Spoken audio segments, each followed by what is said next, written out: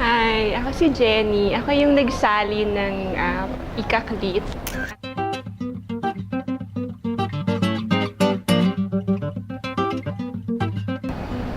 Si Det ay inintroduce sa akin ni Shawi, isa sa mga matalik kong kaibigan. At inilapit nila sa akin yung kwentong Ikaklit kung maaari ko daw ba itong isalin sa English.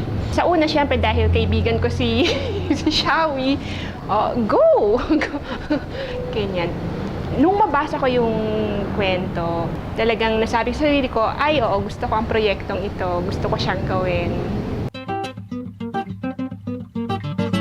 Nakilala ko si Ikaklit, yung batang inspiring.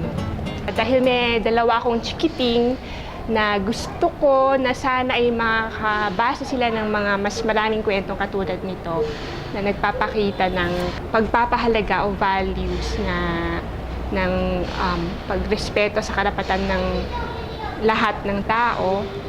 At nakita ko siya na isang magandang aklat na pangmulat sa mga kabataan. Sa isang nagsasalin, no, ang gusto mong gawin ay makapture yung voice nung nagsulat. As much as possible, yung nagsalin ay hindi ma-reflect doon sa isinalin niya dahil yun naman ang kanyang gawain talaga ay pagsalin lang ng isang katha, no, na merong yun, nung original na writer. At dahil kwentong pambata ito, ang challenge ay to keep it simple, no, yung translation.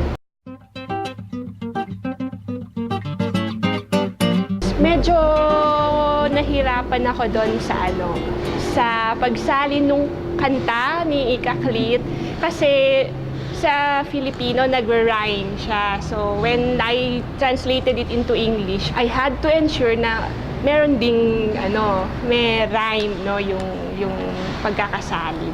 So medyo yun lang, medyo nagtagal ng konti doon. Yeah. Pero otherwise, okay naman kasi yun, inspired naman kasi sa paggawa.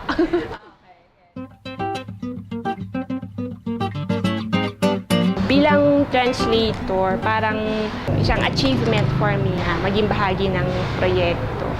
Dahil malapit sa puso ko yung kwentong pambata, ay gusto rin magkaroon ng mas maunlad na na literaturang pambata.